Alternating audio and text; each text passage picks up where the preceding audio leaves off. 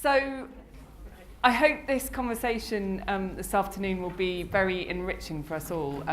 You all know that the theme of this year's Skoll World Forum is belief, and it would be impossible, it would be wrong, in fact, to have a conversation about belief where we didn't talk about the role of religious belief in the world. And so the title of this session is When Beliefs Collide, and what we want to do is look at the interrelationship, the interplay between religion and power in a geopolitical sense.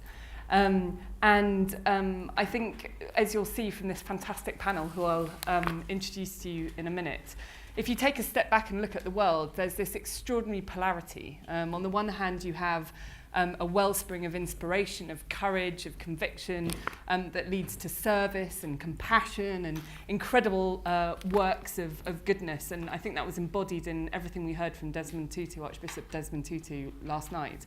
And on the other side, you have this incredibly warped distortion of ideology that can be a great force for good into something that's become incredibly mutated and barbaric and manifested in things like Boko Haram and ISIS.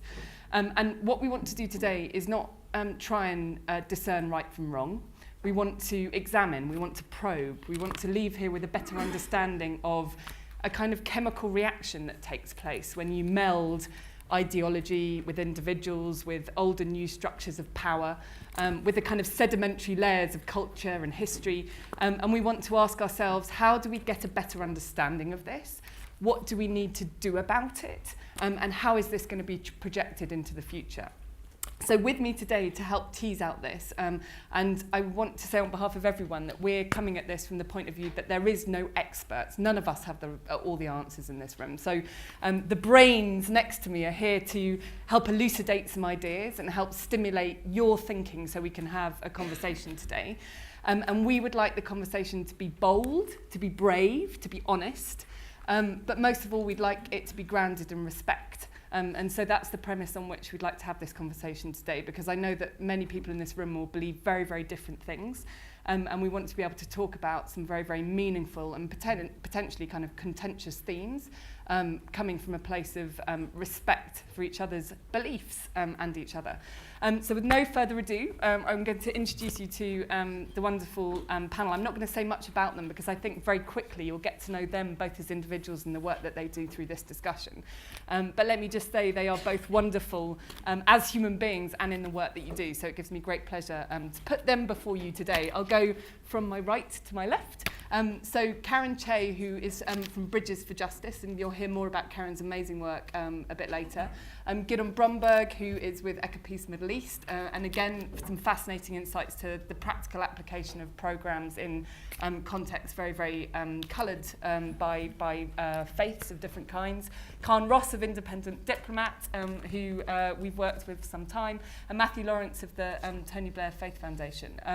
So what we're going to do is I'm going to open with some of their reflections, and we'll then come to you to open up for questions and your comments. So please jot stuff down, the ideas as they come up.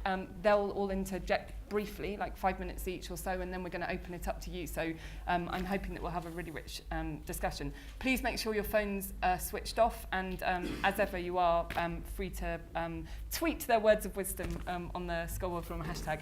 Matthew, can I ask you to kick us off and to really set the scene for us? So can you depict for us, help us understand where and how is religion playing a role in the world today, and what are the things you think we need to understand to really get to grips with to even start a conversation like this?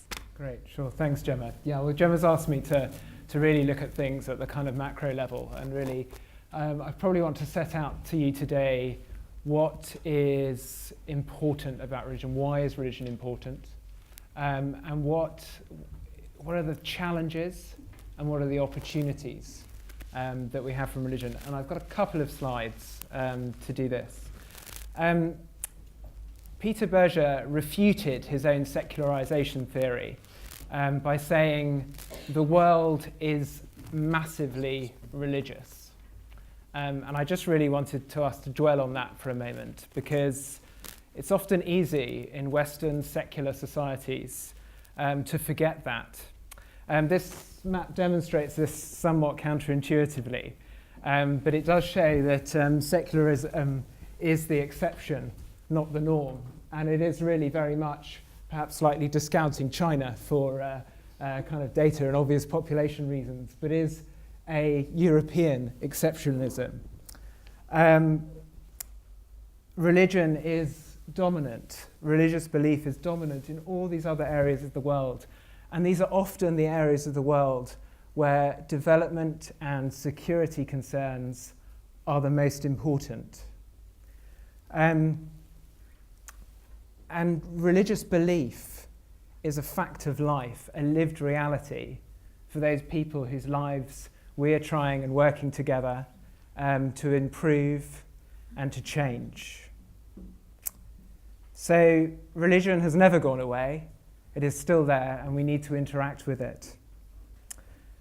Also, the trend is up, both in terms of absolute numbers.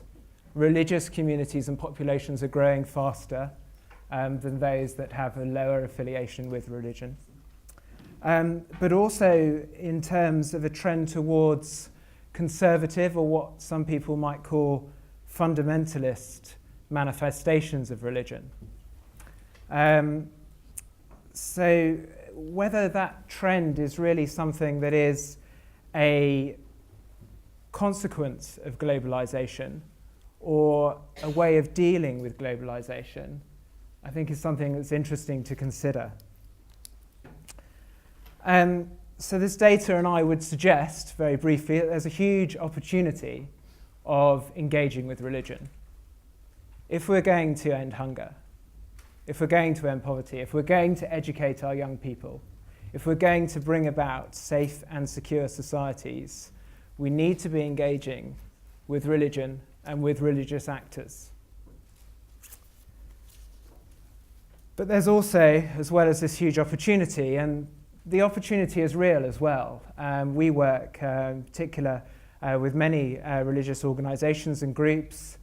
They have networks, they have social understanding, responsibilities and morality that are useful resources. And those people are willing to apply themselves for change for good.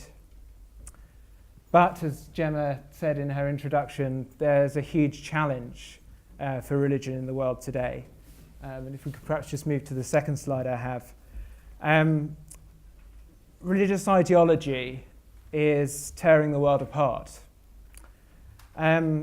Ideology is being used to justify horrific brutality, disenfranchising, persecuting, and in some places even destroying minorities. Those that manipulate it are attaining, appropriating, and subverting traditional power structures, from religious authorities to statecraft, from the media to petroleum markets, from diplomacy to social provision. And so we need to engage with religion, and with those religious actors, and with that religious ideology to protect our societies. We need to undermine these devastating narratives together, and we need innovative solutions to do that, because those perpetrating those ideologies are innovative. We need to develop and secure open-minded societies for the future. How do we go about that together? How can we use education? How can we use the work that we do together in order to bring about the good of religion whilst countering these destructive ideologies? I'm thrilled that we've got a packed room here today, because that means that you all want to engage in that. And we really want to learn and interact with you, what you're seeing on the ground, what your experiences are, so that we can secure better religious communities for the future. Thank you. Thanks, Gemma. Thanks, Matthew. Carne, in the course of your work, you're dealing with communities who are confronting, the nexus between religious ideology and power in many senses. I don't know whether you want to start there or more broadly, but it would be very fascinating to hear both from your practical experience and then the broader worldview that you have in reaction to Matthew, or taking it further. Sure, thank you. My starting point is conflict. independent diplomat deals with conflict all over the world. I've dealt with a lot of conflicts in my diplomatic career, including conflicts that my country started. I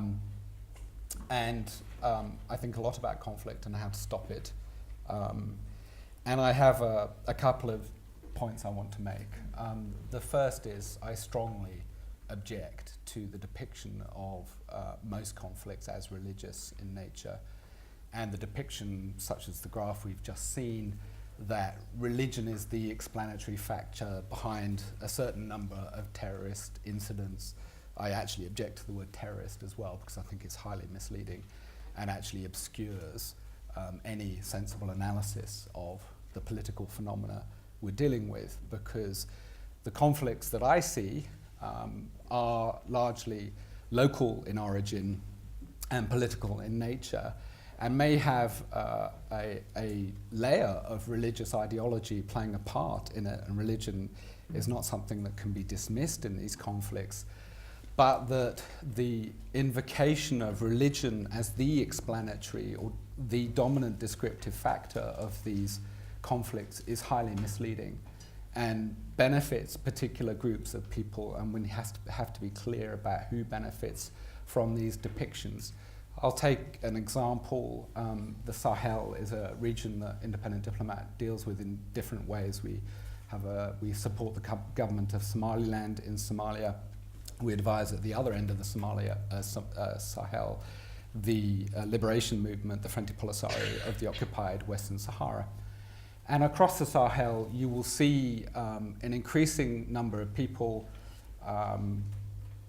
in the West, but also elsewhere, at the UN, where there's now an envoy for the Sahel, described as this band of religious terrorism, this band of extremism across the Sahel, as if there's some kind of uniting factor that connects the Shabab with AQIM in southern Algeria, with Boko Haram in northern Nigeria. And when you look at these conflicts individually, you see that in fact they originated from something else. Shabab originated from a battle for the control of Somalia, a failed state. South central Somalia, not by any means all of Somalia. Boko Haram, part of its origins lay in the misgovernment of Nigeria and the misallocation of the substantial resources of the center of Nigeria to the north. AQIM arose originally from the Algerian Civil War, where a military coup effectively ended a democratic process which was going to elect an Islamist government, a military coup that was supported by France and the West. I could continue. One iteration of this discourse is that Morocco, the occupier of the Western Sahara, is attempting to depict the Frente Polisario, which is a secular Guevarist liberation movement of the old kind, if you like, as Islamist extremists. And everywhere you go where you see Islamism in particular, religious extremism, if you want to generalize about it, described as the problem, you see that there are different political origins to these particular disputes. And there are people who benefit from this depiction. For instance, extremism is described as a dangerous force in Iraq, Syria. I don't deny that it is. But each of these places, the conflicts began in Iraq. The origin of the crisis we see, the breakup of Iraq, the internecine warfare we see across Iraq, began, of course, with the Allied invasion in 2003, which was started by secular countries claiming international law as their justification, in fact led by people who believed in a higher kind of law, in my view, because international law on which I worked at the time on Iraq certainly did not justify the invasion. Syria, the breakup of Syria, the rise of ISIS, Islamist extremism in Syria, began when a group of boys wrote graffiti on the wall denouncing the secular dictator of Syria, Assad. And when he started to repress that revolution violently, the civil war started. We have to get clear about what we're talking about. And I find it extremely troubling when I see generalized descriptions of conflict of terrorism, which is itself an obscuring and generalizing term, about lots of different highly complex phenomena. Just to take Syria as an example, which is now, ISIS versus al-Nusra versus the Palestinians versus the Rojava Kurds versus the Free Syrian Army, blah, blah, blah. There are several different conflicts playing out above those local conflicts, including a regional contest of influence between Saudi Arabia and Iran, which is of a classical geopolitical and not necessarily religious kind. There is a great power confrontation between Russia and the West. I could continue. There are several different overlaying conflicts. The general point I want to make is that when we're looking at these conflicts individually, it's profoundly important that we look at the local causes. And it's profoundly important that we seek solutions that are human solutions negotiated by real people. That when we seek to alter these dialogues and talk about them as religious dialogues, I believe we are avoiding the main point. And I think people like us, people who care about peace, people who care about tolerance and respect, need to get very clear about these conflicts and be very clear that human agreements, whether embodied in law or international law, domestic law, or simply in the form of agreements between groups of people, are superior to all other kinds of law and must be given that primacy if we're to get anywhere in resolving these disputes. Thanks, Carne. I know that's... I know lots of you will have that will no doubt kind of like furnish a lot of thoughts both for what Matthew of Carne said, and don't worry, we will take the chance to come back to you and let you unearth a lot of that and talk that through. I wanted just to use Chair's prerogative and bring in a good friend and wonderful man in the audience, Mushtaq Chopra, because Carne, you talked about the importance of applying it to a very local situation, and I think Mushtaq, you and I were talking recently, and I think through the work Mushtaq is himself, I think you called yourself that, I hope I can too, a devout Muslim, somebody who's working in Pakistan and is very much inspired by his faith to do some of the extraordinary work he does bringing education. Right. Thank you, Gemma. How do you think about this? Mushtaq Chopra, I'm the founder and the chair of the Citizens Foundation, which is an organization in Pakistan which is building and managing schools for the underprivileged children, girls and boys. And it started off with 5 schools, but now we have about 1,000+ schools in the most remote areas of Pakistan. I totally subscribe to what Matthew said. Religion has always been used as a trump card for conflict, for issues which not necessarily are linked to religion. And I personally feel, because I worked with people in Pakistan, in the village and the slums, who have the basic right is not there, illiteracy, because of lack of education. This is being distorted and taken into an area which forces these people into conflict. So the point is that I personally feel, as I said, that 98% of the Pakistani population are Muslims. However, Islam does not preach radicalism or terrorism. These are tradition, cultures, local conditions which have creeped into the fabric of society, and this has created and the media is not helping. I'm sorry to say this, that it's being distorted in all, the rationale is not there.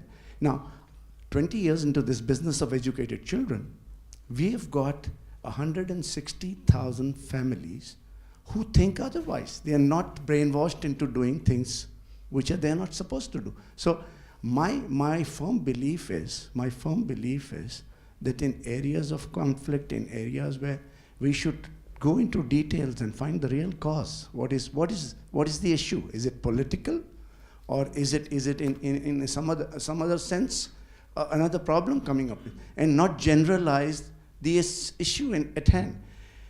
I personally am of this opinion. Thank you.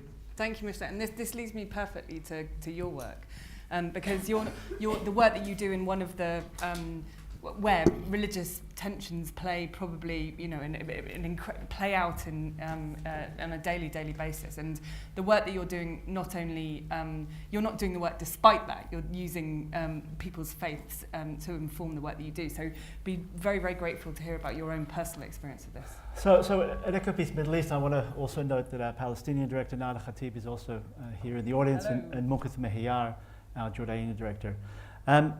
Our work really speaks to, again, that it is local politics and it's geopolitics that count. And the conflict of Israel, Palestine, and Jordan is not a conflict of religion. Yet, despite that, I would say religion has been impotent.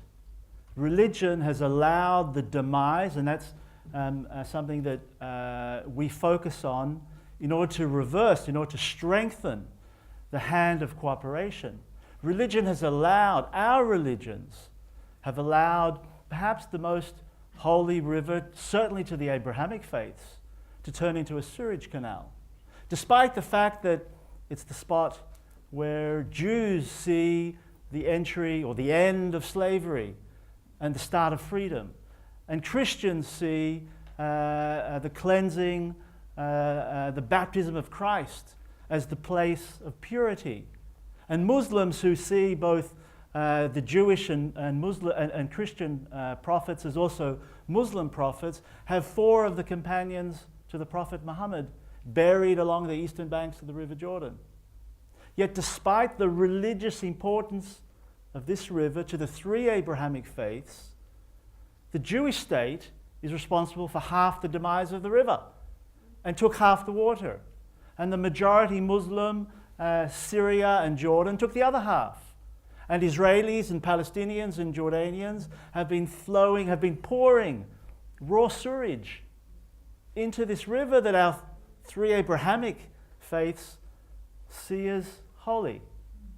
And so we've been working really in the reverse and trying to capture the hearts and minds of our religious leaders, both locally and internationally, but first of all locally, the religious values that our 3 Abrahamic faiths speak to that are not reflected in how our governments behave and how the conflict has led to the complete demise for political and geopolitical reasons. And in our effort to reverse that, we don't just speak about religion, of course.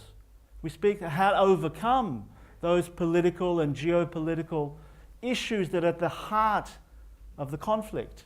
And of course, that's the creation, that's a 2-state solution of Israel and Palestine living together in peace, and all 3 being recognized as riparians to that river.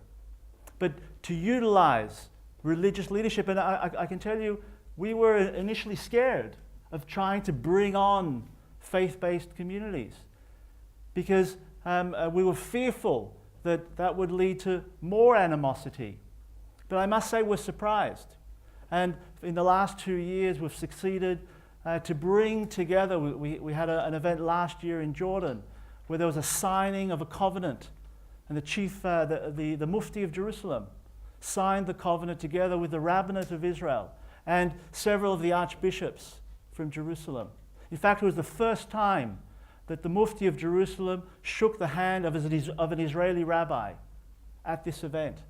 So on the one hand, we see that we can capture, we can utilize the good that was mentioned earlier in religion to help overcome, to help build some trust. And beyond that, we've started to see how this type of exemplary type of relationship building goes beyond our own area. And so there was a group in Sydney of interfaith Jews, Muslims and Christians that adopted the theme of the rehabilitation of the Jordan as an issue that they can work with. Similarly here in London, similarly here in New York. And I think we need to grab the positive of religion in order to counter and reverse and raise awareness as to how to overcome the hard politics, the geopolitics that are at the heart of the conflict, not the religion itself. That's very inspiring. and I want to also bring Karen in there, because Karen, similarly, I mean, you're going to take us to a different, I think it's too easy to get centred and focused only on, as you said, the Abrahamic faith, and actually what we're talking about is a belief system across the globe that stretches far and wide and is incredibly diverse. And before opening to the floor, can you just tell us a bit about the work that you do, which takes us beyond? Okay, great. I guess part of it is about grabbing the positive, and there are absolutely horrific and terrible things happening, and at the same time, what has really inspired me is the beliefs, and they're really different from all different religions of the defenders that we work with. So I run an organization called International Bridges of Justice, and the goal of the organization is to end torture as an investigative tool in developing countries by placing lawyers early on in police stations and courtrooms.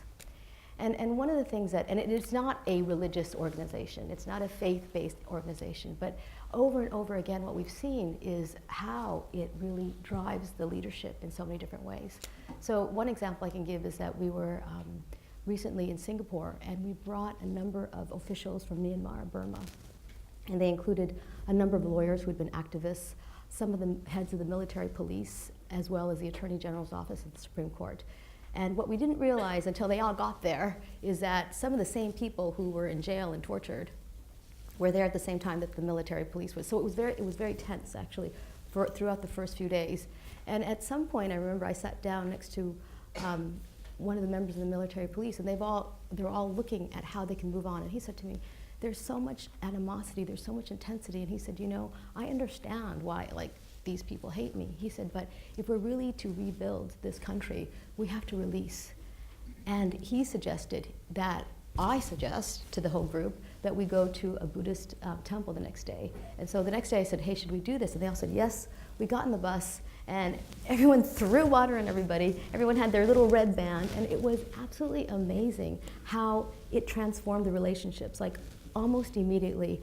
And now, as you all know, there are terrible things happening in Myanmar with the conflicts with the Buddhist and the Muslim. This is really horrific and awful. And some of these same people have come back to me to say, "Listen, while we were able to understand each other as Buddhists, even though we had a conflictual past, and move forward, can we find ways of also bringing people together, just focused on the exact same issue, which is this, giving people access to counsel." So not really getting necessarily into all the politics. It's not kind of ignoring the big elephant in the room, and yet at the same time saying, what can we create for this? And this is what we see too. We have, in the last years, had a number of interfaith peace vigils. And in our last one in January, it occurred just 1 week after Charlie Hebdo. So it was very, everything was going on. And it was so moving because the Buddhist monk came, the Jewish rabbi came, they all came. And the one that they were most moved by is they said, my brother, my Muslim brother, who said, we are all about love. So at the end of the day, it may be about beliefs, but it may be extremism that's colliding, not the beliefs that are grounded in love and the best places. That's a very wonderful and eloquent way to end up in terms of the panel's opening gambits. What I want to do is I'm going to try and experiment in terms of how we curate this conversation, because I as soon as we open up, I expect a kind of torrent of passion and opinion. And what I'd like to do is I'll start on this side of the room. And I'd like the first round of questions or comments, and they can be either. All I'd ask that if it's a comment, you keep it pretty brief. I'll take the first one. Keep your hand up if you think your question is related to the one that it's just been asked, and we'll try and get the discussion to kind of build on each other, and then I'm going to try and move it on. So we're going to start with the big picture, and then we're going to move it on to your experiences actually of what in your work you've done, like Gidon and Karen, to harness this as a force for good. And just before we do, can I have a show of hands for who in this room in your lives or in your work is religion an active and salient feature in what you do and who you are? Yeah, that's pretty amazing. Okay, so who would like to ask the first question or have the first comment? And please say your name when you start. There's great responsibility on your shoulders because you're this is the whole tide of conversation that you're going to set here. I actually have a question, which is, it occurs to me that when you look at these sorts of things, one takes the log out of one's own eye. Right. And to what extent does the panel think that as Western societies, we've adopted a sort of extremist position of neoliberal economics, and that somehow we're seeing a pushback against that? Interesting. Okay, I'm going to make sure we hear from you a bit before we go back to our panelists. So please take a note of that question. Excellent one. Is there anyone who'd like to either ask another question or actually interject a comment? Yes. Thank you. Please let us know who you are. Sorry, Sylvia Hassai. I work with Big Bang Philanthropy. And the one thing I haven't heard much about yet in this conversation is women. And that's a huge, huge lens when it comes to religion. I just want to have that addressed at some point from your points of view. Thank you. Gentleman here. Thank you. My name is André Degenschen. I'm from Brazil, from the National Association of Foundations. My question, and I think many of you touch on that point, is for you to explore a bit more the relation between religion and politics. Because sometimes you were mentioning, well, this is not a matter of religion, this is politics. But we know that religion plays a very relevant part in terms of mobilizing people around political issues. So I'd like to hear from you more on that. Okay, thank you. Lady in the middle here. Yeah, anyone else? Hi there, thank you. Anna Marie Harling from UBS. We work with a lot of private philanthropists, and obviously in the media there's a huge amount about, yes, the rise of the Islamic State and ISIS. And one of the big questions we face is, if you are a private philanthropist, what can you do to really combat this? Is it a question of religion? Is it a question of politics? Is it, partnering with organizations that are really dealing with these other issues on the ground? What should be our advice to philanthropists who are interested in looking and helping with these type of conflicts? Okay, excellent. And then last one for this round, gentleman in the blue shirt. Yes, Jay Cordes from the UN Foundation. Just would like to hear from the panel's perspective their thoughts on religion and economics. I do understand the geopolitical and the politics of it, but the belief systems based around economics and potentially links to the neoliberalism aspects. Just your thoughts on belief in economics, religion and economics. Excellent. Okay, you're all in the mood for inquiry and not comments. I will, yes, gentleman at the front. Thank you. My name is Leonid Gozman. I'm from Russia. And I'm the only two guys from Russia on this forum. And we're very glad to have you with us. Russia is a very small country. something between China and Finland. But you were on the graph, weren't you? Yeah, certainly. And Russian fundamentalistic oriented Russian Orthodox, they're very active now in supporting the war we began in Europe, in Ukraine, in supporting authoritarian tendencies as a country, in destroying exhibitions they do not like, in blocking theaters' performances they do not like, and so on and so on. But I think, maybe, and it's a question to you, most of them never practiced Russian Orthodoxy several years ago.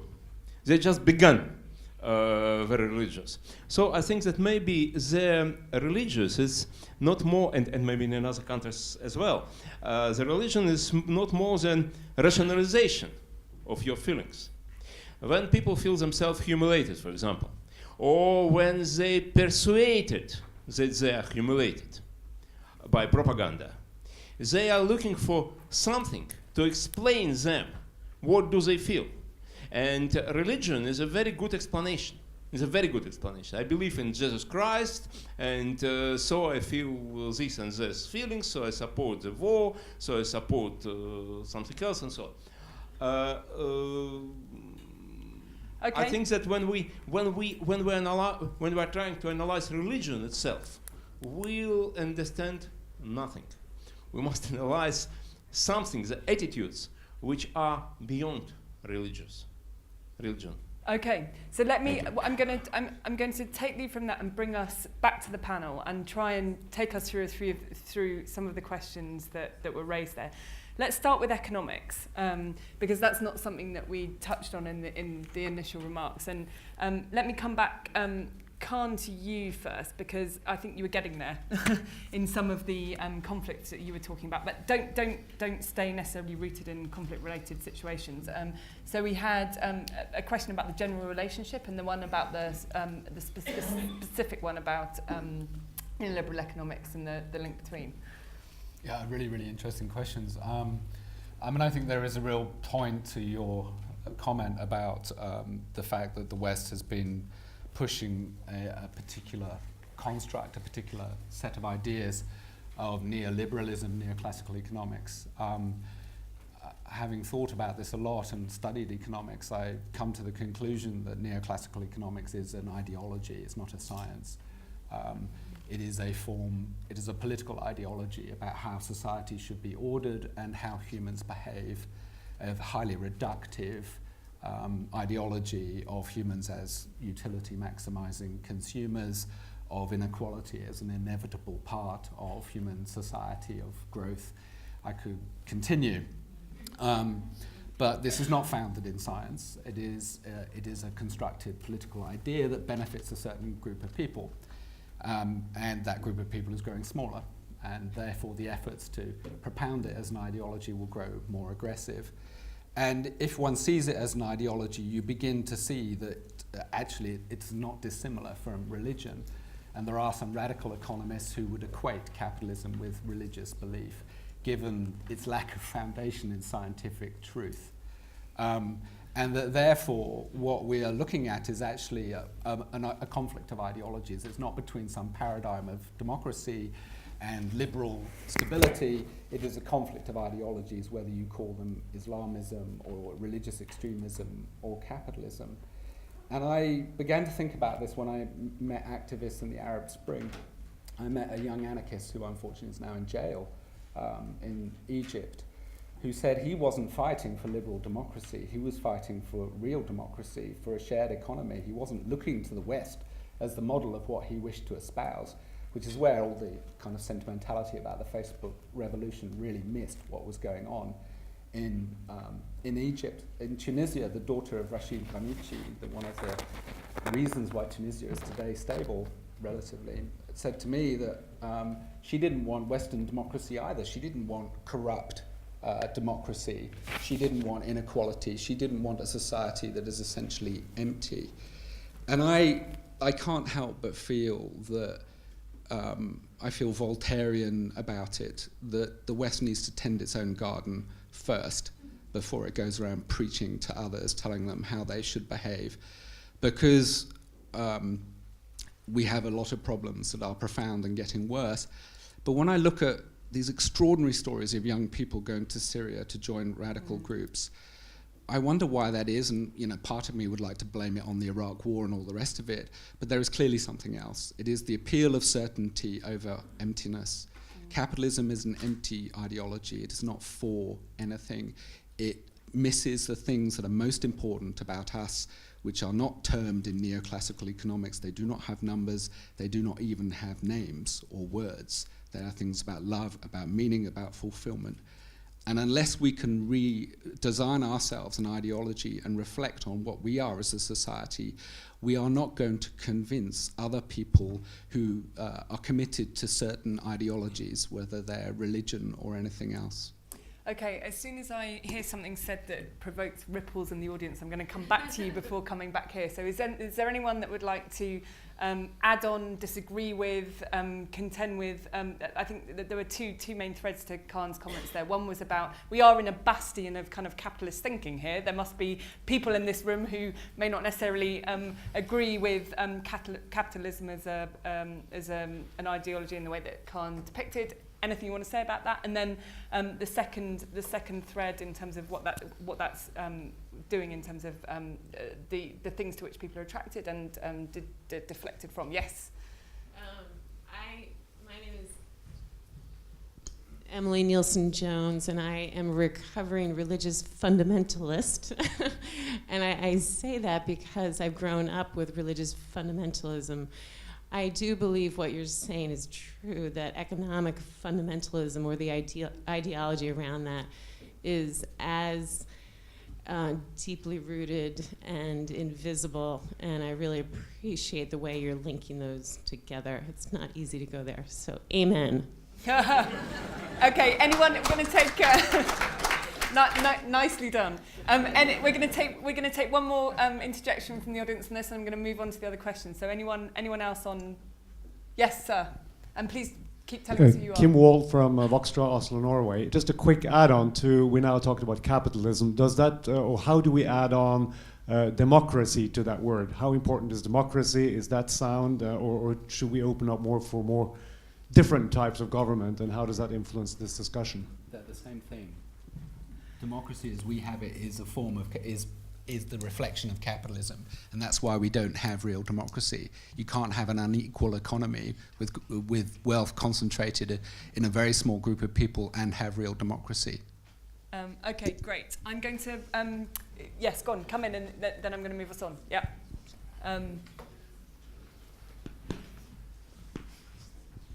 My name is Gregory Khalil. I co-founder of Telos Group in Washington, D.C., which builds pro-Israeli, pro-Palestinian constituencies, valuing security, dignity, freedom for both Israelis and Palestinians.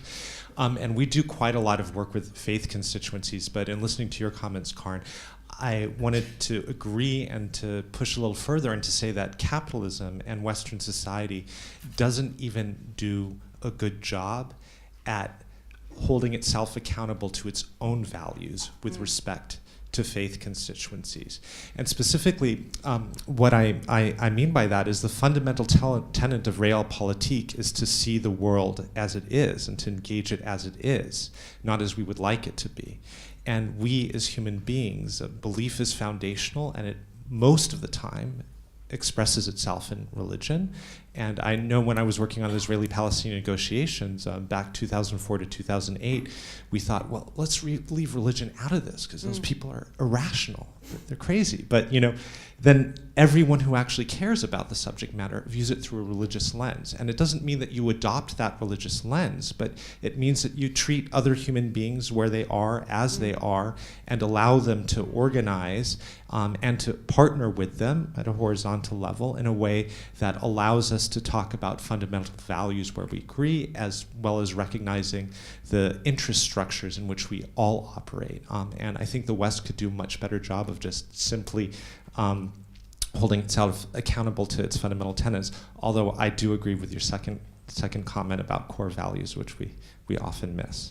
Thank you. It's a fantastic contribution, and I think there's a theme emerging here of treating human beings as whole, whether through systems or ideologies. And I'm going to take the questions that you've given me and try and meld them a bit so that they fit in with the conversation as it's flowing. So, Matthew, if I move on to you about the question of, well, what do philanthropists do about this? How can we actually engage with this practically and try and eke out the good? And can you just please add on to that, not just in terms of religious ideology, but also is there something that the West does need to do in terms of thinking about its own political ideology, political and economic ideology, in terms of the way that philanthropists as well are addressing this? So over to you. Yeah, thank you.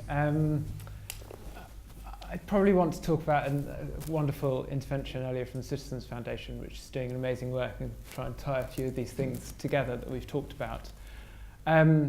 We talk about education for the open mind, and we look at that's at the core of our work and what we do and how we seek to change some of these narratives, these ideologies that are closed-minded, wherever they might be coming from.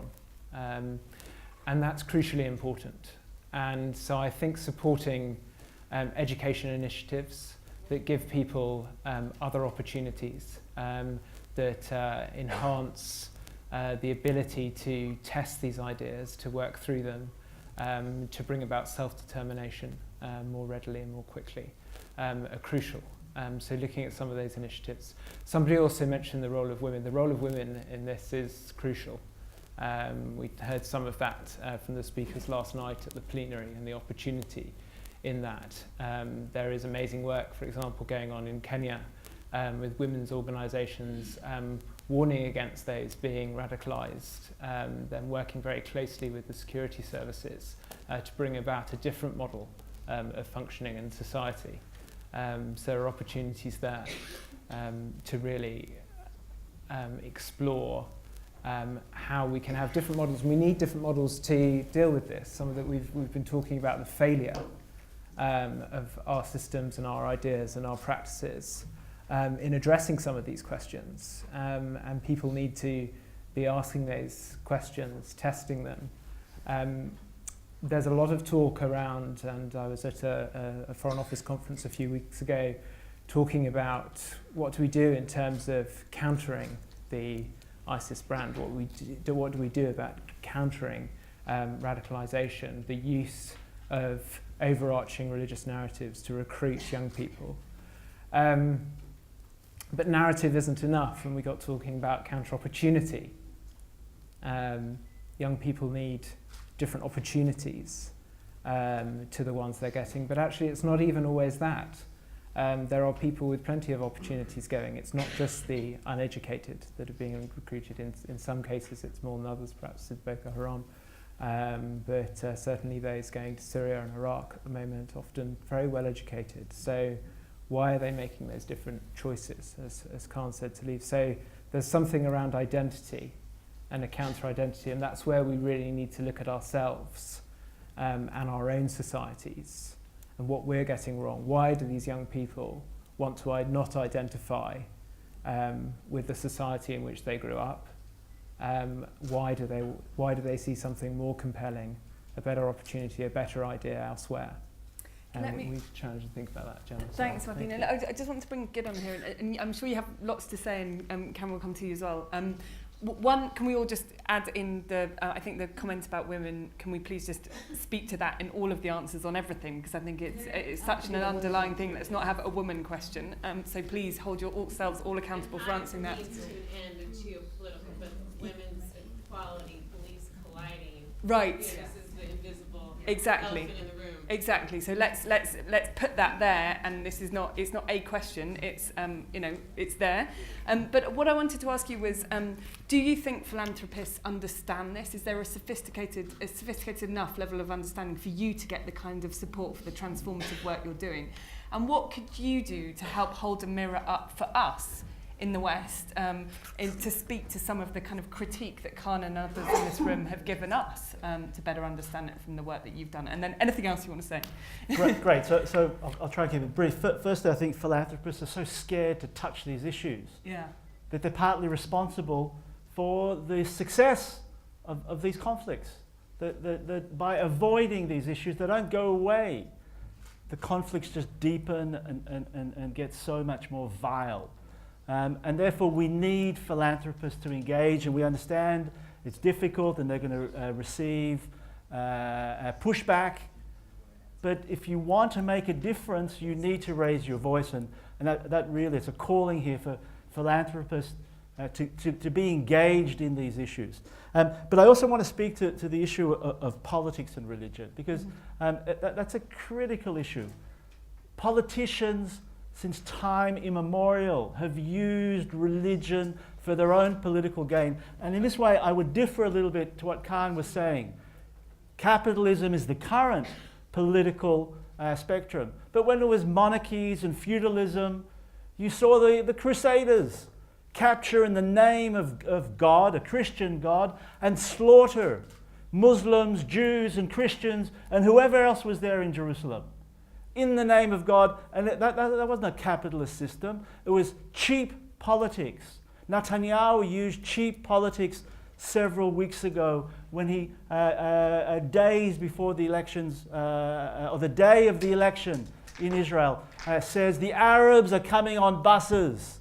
It's a tribal tactic that's so damn effective. The Muslim Brotherhood constantly use Al-Aqsa is at risk. Not because they really believe that Al-Aqsa is at risk, or that they care about their own power, and they utilize religion for their own narrow interests, and humankind has been doing that since time immemorial. And I think what we have to do is to recognize that and develop strategies to expose it. It's unacceptable, it's cheap, it's contrary to our beliefs for those that believe in the respective religions, or for those that believe in simply humanity. And I think that's what we need to do. We need to counter that and develop and invest in countering what is cheap politics. Going to stand for office.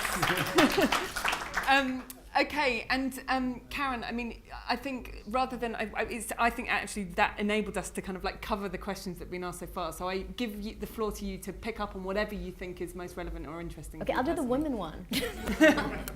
and not so much, not in terms of like a big picture, but I would say that, you know, one of the things that's really touching to me always is that I see these defenders and they are going into the most dangerous areas, into the darkest corners, and so really they have to have the prophetic imagination to see something different and then go in and create it. And what's interesting to me, and it's actually linked to the women, is that it's the men. When I see the men, you know, my Cambodian dude takes me, and we always have a Buddhist ceremony. It's like strong belief, whatever. Same thing with Christianity. Our Zimbabwean guy is a born again on Sundays. He always preaches. It's very, very strong. And I will say at the same time that, and maybe it's because I'm a woman, so it touches me differently. When I'm strong, the men are there with me, man. You know, we're going. And when I'm down, it's the women who will send me an email. And it's almost intuitive. It's like, we'll send something saying, hey, this didn't work through. It's not even my email. And I'll get an email back from our justice maker in India, and she'll say, Karen, I have learned with International Bridges Justice to never lose the faith. You know, keep on. And it's so it's just an interesting thing for me that I see the role of their own different, coming from different places, spirituality and belief, and yet there's a way in which there's a tenderness to it, or there's a different energy in the resilience that is remarkable to me, and I see it also in the specificities of the way that they creatively work with their projects and are able to be resourceful and bring them to life. Which is not to say that the men aren't cool too, but the women really rock. But let me push this a bit further, because I'm just going to totally go back on what I've just said. I am going to push this thing on, because I think that what's specific here is that there's the combination. There's a very dangerous combination between religion and political power that, when fused, can, in its most toxic form, particularly be detrimental to women. So what do you have to say about that as a structural paradigm and how to shift that? Anyone? Karen, you've already talked about women. I'm going to come back to you on non-women stuff. So Gidon? So one of the groups that I respect the most is the Women at the Wall. These are Jewish women that confront the Jewish religion, the conservative Orthodox, that don't allow them to put a kippah or a talit on their shoulders when coming to the wall, that refuse to see that 3/4 of the wall goes to men and 1/4 is left for women. You know, these, and I think so much of the change has to come, and this is another, I think, crucial issue for philanthropy. The change needs to come from within. It's not going to be accepted from without. It can't be Westerners. It can't be Westerners telling non-Westerners. It can't be Christians and Jews telling Muslims. It can't be Muslims telling Jews. You know, it needs to come from our respective communities. It needs to be homegrown. And that's what I think social entrepreneurship is all about. It's supporting those individuals that are willing to stand up and make that difference on women's issues, on religion, on capitalism, you name it. But in order to confront these issues, we need to empower the homegrown from within that community to make that difference. Let me ask you a question, and I'm going to come to people who haven't asked anything first, and then back to you. What do we do about this? How do we? What's coming through from everyone in this conversation is how you break ideologies that have, for whatever reason, are now failing to deliver for human beings, as holistic human beings. So whether that is a form of capitalism, whether that is a particular ideology when melded with very specific circumstances, whatever. What are the people that you know who are standing up and doing something about it? What are the examples of how we can actually shift this? And are there any ideas in the room in terms of to the panelists, to each other, of what are some kind of propositions to make this better? Well, there is a philosophical idea that's tremendously important, and it's striking, talking about the role of women, that most of the religious leaders, in fact all of the religious leaders who claim access to unique truth and a direct line to God, whether they're the Ayatollah or the leader of the Islamic State or the Pope, or those who claim a unique access to truth and what is right and wrong, like Tony Blair, they're all men, all of them. And I don't venerate all women either. You know, you look at Bangladeshi politics to see the venality of certain female politicians as well, but they don't claim unique access to God. And wherever I see that, I think the basic problem needs to be called out. It's not men necessarily, though men exploit it. It is the idea of unique truth, of one unique truth. And that idea is at the heart of, I'm afraid, many religions, and I'm not especially anti-religious, but I am anti-totalitarianism. I am anti the idea of unique truth. And I think those of us who believe in coexistence, tolerance, you call it what you like, need to assert very loudly that there is no unique truth and nobody has unique access to it. And when you see people accepting that, you also tend to see people accepting the equality of women. I don't think these things are unrelated. Okay, one more comment before, and then I'm going to come back to Matthew. Yes. Yes, so here. Yeah. John Linden, One Voice. Just to push back a little, we work with Israelis and Palestinians, particularly youth, to empower them and allow them to play a much more visible role in conflict resolution. And we've noticed, obviously, over the last few years, religion playing a larger role in that process than perhaps it did before. I want to slightly investigate something that Carne said. We can be incredibly critical about our own societies here. I come from this secular, capitalist, liberal bubble in Europe that we saw manifested on the graph. And we can sometimes be very relativistic, you know, so it's easy to critique that. And I share some of the critiques that came from the stage.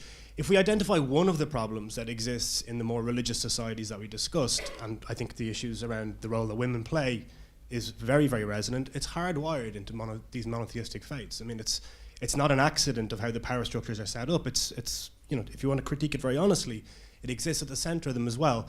Is there a role for us internationally to be very, very forthright in what we see as being, you know, incorrect or flawed power dynamics in our own societies, but equally forthright about ones we see elsewhere? Not in a neo-imperialistic way, but as seeing it as being part of the problem we're looking to address.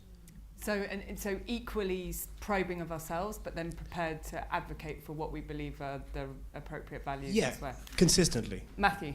Yeah, I think there's a lot of soul searching and struggling with Western governments and organisations of that currently. You know, and we heard from DFID earlier today, how do organisations such as DFID, such as various offices for religious freedom, etc., implement their strategies around the world, and they come up frequently with hurdles around that because people believe in different sorts of truths. Many millions of people around the world believe in an absolute truth, but don't feel that denies their identity or their ability to fully function. And as I said earlier, at a certain point we need to engage with that. We shouldn't just say, no, you shouldn't believe in an absolute truth, because that's denying your essential human rights. They would hold that is part of their human right, to hold that truth, to hold their beliefs. But it's about having the ability to then interact with others that may also believe in an absolute truth which is different from theirs. And where that interaction happens, how can we help people to deal with that, to cope with that, rather than really just trying to create some grey mush of kind of some, because we haven't managed that, and actually people have been trying to create that for quite some time, and even to a certain extent, the interfaith project to a certain extent, and we have some great examples where it isn't failing here, but has struggled. Because actually part of globalization as well, social media, ideas are shared much more readily. They aren't actually coming necessarily from the traditional sources being passed down in these structures. So religion and the way it operates has changed. But people are still believing and holding to the truths of those faiths. And as I said earlier, the trend has often been increased conservatism. People are looking towards that. So there's a tension for us, I think, between dealing with that reality, because that's not going to change very quickly, but we want the world to change and to bring that about. So how do we meet people halfway in that? Or how do we interact with those societies where those truths are held by men and women? Let me just bring, Karen, I want to bring in you, because your work is about many things, but I would say that one of the things is to say, you know, justice is about values. Justice is one of the things that in almost any belief system, any good one, there are very, very strong tenets about justice. And your work is about saying that within that process of justice, there are certain things which any human being should be able to agree is unacceptable.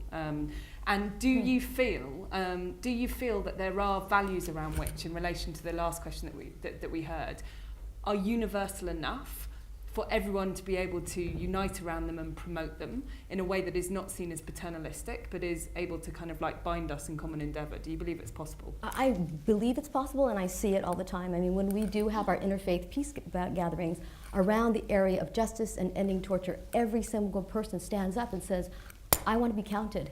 And this is why I believe it. And it's amazing to me. I mean, it's amazing to everyone. I mean, part of it, I think, is that though it sounds simple, part of it, I think, is that we have to move beyond stereotypes of other people, but even mindfulness in terms of our own tradition and thinking and being mindful and being present to really move beyond whatever the stereotypical constructs are. Thank you. Yes, and I think, just let me check if there's somebody, if anyone else hasn't said anything before. You want to? Yeah. Well, if there's anyone else that hasn't answered the question, that asked something or said something that wants to, where? Oh, sorry, yes, yes, go for it. Yeah. This is the most fascinating session. I have been coming to Skoll since 2006, and this is the most meaningful. And excellent, thank you, I'm happy. I would here like to state the situation of Pakistan in the global situation. And I'm Qoratulain Bakhtiyari from IDSP Pakistan, Institute for Development Studies and Practices. And concerning the women, it's an Islamic state. I would like to address this very interesting phenomena. I've been working since '79 across Pakistan at the community level, at the government level, international level, all levels. And I have come across the way things change from the 60s and the 50s and the 80s and the 90s and currently. It's something very interesting. My one fundamental statement I would like to give about Pakistan is, in 1947, Pakistan was not liberated. We are still a colony of the 2 or 3% of the feudal lords who have taken away everything from Pakistan, and which we all know, palaces and their lifestyles. And you can see the impact on the social indicators of Pakistan. The maternity mortality rate, the children's mortality, you can see it, I won't go into that detail. Now, on the other end, there's another thing, the people of Pakistan, which are not represented or not understood by the world. There's a lot of misunderstanding about the ordinary people of Pakistan. As my friend Mr. Mushtaq said, the eagerness for education is tremendous, for girls' education. It's there. And nobody denies girls' education. I have worked across Balochistan, one of the most tribal, fundamentalist area. And I went myself to establish girls' schools in 4,000 villages. Not a single man, woman, or anybody objected on girls' education. They gave land, they gave teachers, and we came out with 300,000 girls enrolled in 5 years. The other thing is, what happens is that, unfortunately or fortunately, there happens to be a gold mine discovered in Balochistan, and Balochistan is changing completely. On the other hand, then what I have to do? I have to get the girls and women to Karachi, because everybody is blowing everybody up. And the focus is on women then. And we got them in Karachi. My last point, I studied very closely that why these men, Muslim men, are so protected of their women. as if it is gold or diamonds or whatever, somebody is going to take them away. When I worked very closely with the families, their stance was that as they came to leave the girls in Karachi to become midwives for 18 months to live with us alone, they said, we are not sure. We are the only last defender of our family in view of the current law and order situation. These are our women, girls and women. Only we are not sure that what they are going to get into, because the system is very, very corrupt at all levels. Yeah. And when they came to us, they saw everything, they left their girls, the young girls, and the families, and they are all very comfortable the way we have been functioning across the villages of Balochistan and in the country.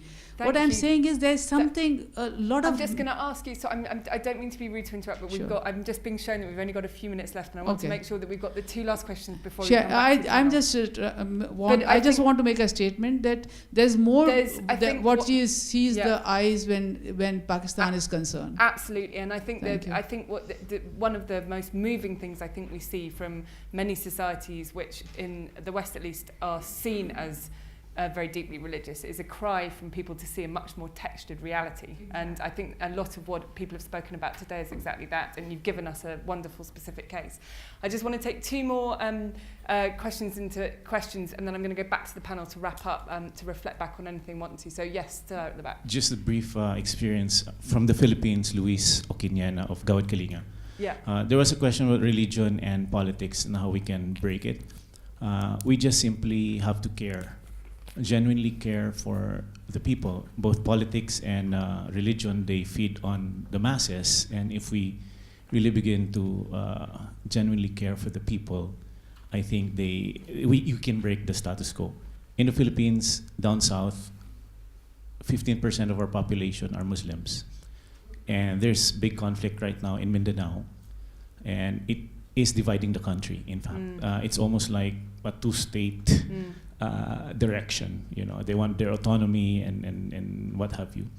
But we realize that philanthropists or NGOs like GK can bring in a different perspective and break the status quo, because right now we are working in conflict areas, delivering services for the poorest kids, women, and the elderly, just feeding them and caring for them and building communities that really begin to connect Christians and Muslims. When Typhoon Haiyan happened, everybody flocked to help, but that was mostly Christian provinces. When the conflict happened, almost just one Christian group went in to help. So I guess it's really about simply genuinely caring will break the status quo. Thank you very much, and I think some of the examples of work that are coming out to build those bridges across communities to enable them to solve problems are incredibly inspiring. And we're going to, you have the final word from the floor, and then we'll come back for final thoughts from the panel. Thank you very much. My name is Darian Swig, and I work at the Nexus of Human Rights and Strategic Philanthropy. And I'm going to pick up on what the gentleman just said and perhaps say it in a different way. At the core of the human rights movement, it's empathy. And if we can't achieve greater empathy, we won't get closer to peace. Thank you. Before I'm going to give my panelists 30 seconds to think about their closing remarks, and I want you to leave everyone either with a final answer to a question or one thought. And I need you to be succinct and yeah, really, really kind of like meld it together. Otherwise, we'll be here for days and years with how much there is to talk about. My conclusion is that one of the things that's come across from the panel and from all of you is actually this thing about love. If we can't build systems that are respectful actually of the fact that we are human beings who do and should be loved, we will get nowhere. Something actually, I think the question around the structure of economies as much as religions was incredibly stimulating. That generated a lot more discussion than I could have possibly imagined. So thank you for that one, and thank you for all your amazing remarks. Okay, I'm going to start in the reverse order that we started. And Karen, what would you like to leave us with? I would like to leave you with, I didn't get to talk about justice, which is my area, so afterwards please talk to me, because I have a lot to say on that. It makes me crazy. But the next thing is that I think that the things that are common is that at the end of the day, it is about money and power and all of these different things, right? Which also affects the justice sector, because we know that there's just no commitment to it. But it can be made, and what we've seen in our sector too is that when we work together with compassion and our interconnectedness, recognizing that we're coming from different places, it really works as we break down our stereotypes and walk together. Great. I'm going to end with you, actually, Gidon, because I think you're going to give us a rousing presidential stump speech. Matthew. Thank you. Hugely encouraging to meet you all, and thank you so much for coming. I think for me, the opportunity, as I said earlier, is huge from working and engaging with religious groups. They touch on so many people's lives. So understanding and engaging with that is absolutely crucial. The challenge is also massive. As we've discussed, religious narratives are corrupted by those that would seek power, to seek to control others. So how do we effectively counter that? How do we give people better ideas than those ideas? And how can we inoculate our societies against dangerous ideologies wherever they may come from, be they religious or capitalist or politically driven.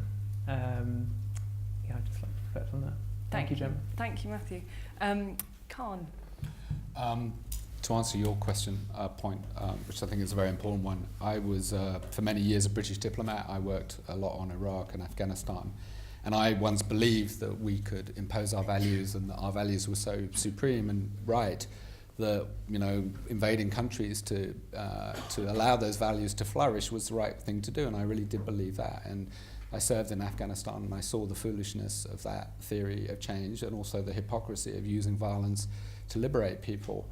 And the reason I'm critical of our own society is I've come to believe that, you know, the thing we can really change is ourselves. That's where we have the most power, and where we need to be consistent with our values. But that does not mean that I don't think those values are universal. I think the necessity of tolerating other people's beliefs is of universal importance, and must be robustly asserted in every circumstance, regardless of the religion or the culture that you're dealing with. The idea that you cannot tolerate somebody else's religion, that yours is superior, is absolutely obnoxious and objectionable. And so, for instance, I believe, you know, very strongly that we should be giving the means of self-defense to the rebels in Syria, who are fighting both the Assad regime and, you know, the obnoxious religious extremists of the Islamist State, who are committing genocide in both Syria and northern Iraq. So I think these values are universal and must be very robustly asserted. Thank you. Good. So I think we need to stop the, political politeness of not talking about religion around the table. I mean, how many times are you warned? Well, you can talk about it, but don't talk about religion. So, in full respect, I say, God damn it, engage.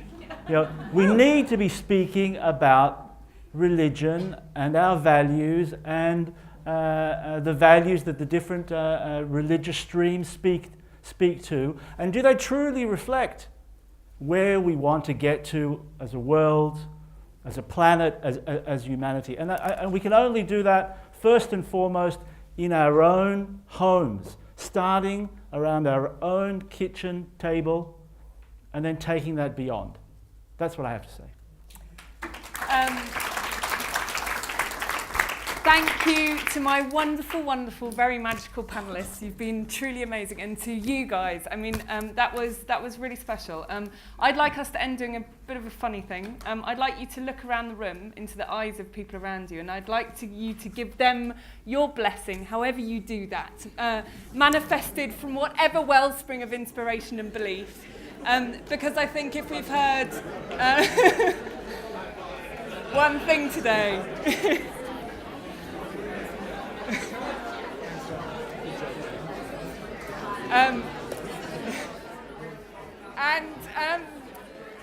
go out people, and spread the love.